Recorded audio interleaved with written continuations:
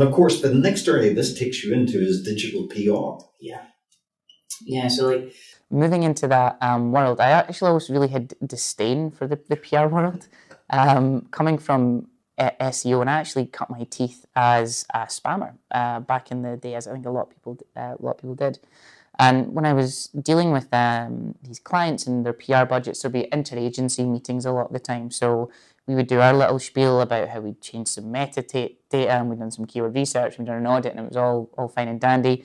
And the PR team would come in and say, we got you this coverage and it's worth £50,000. I'm like, what? How are you working that out? So, because the ads next to the piece that we got you, roughly their value is X, and we use a multiple of that to work out the value. I'm like, well, that is complete nonsense. Like, there's no way that's the thing. And of course, then when you look at it from a digital point of view, it's really, does that translate into the business and actually have any meaningful effect?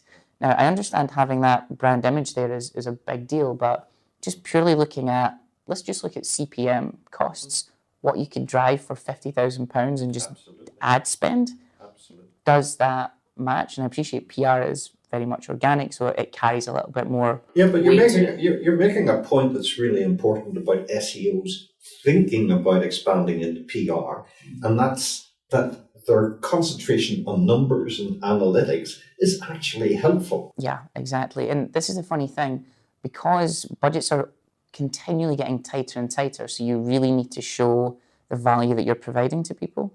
So when it comes to an SEO person who's taking on a digital PR role, it's way, way easier for them to actually show their worth, because they can show physical backlinks and then create uplift, and then you've got referral itself.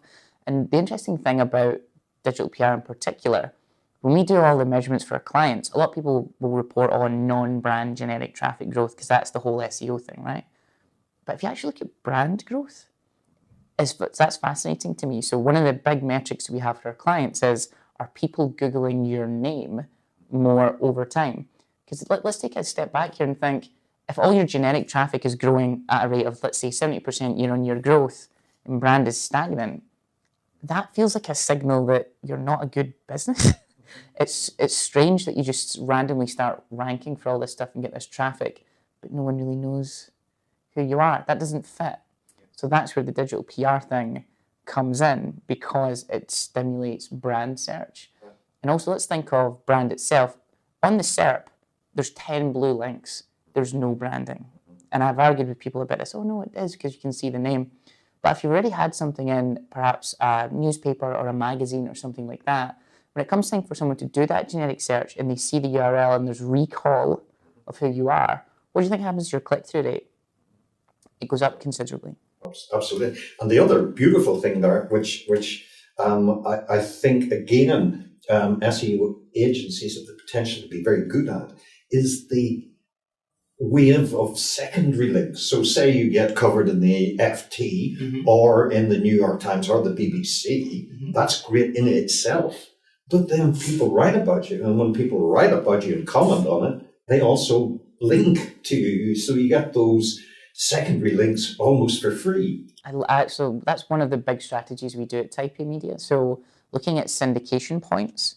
So one of the things that we're really fascinated in is looking at, let's say, the Associated Press. So one of the big things that a lot of SEOs don't know is that major media publications sell content licenses.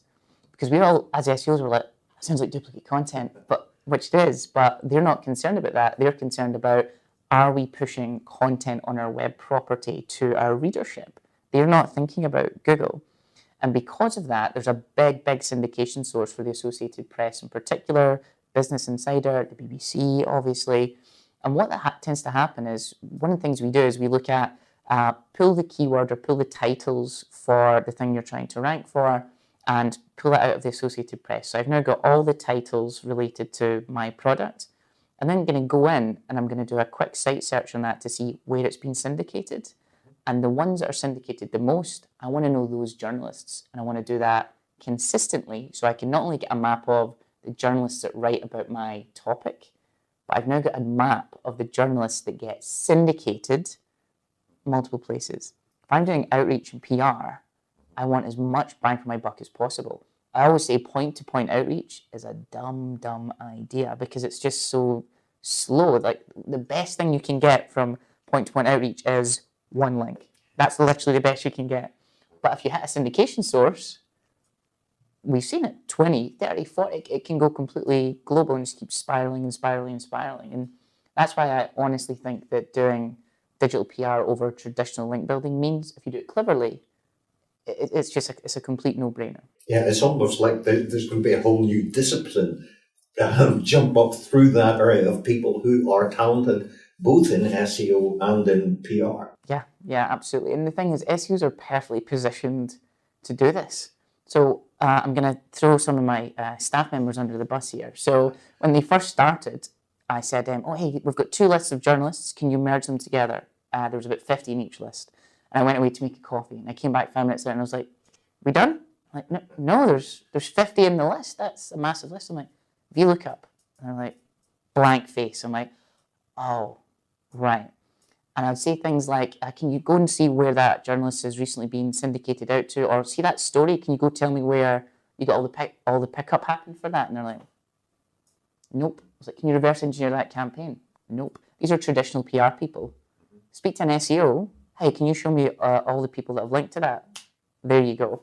Yeah. Okay. Perfectly positioned. I think it is really one of the big areas for growth that SEO agencies should be thinking about in the future. I think it's essential.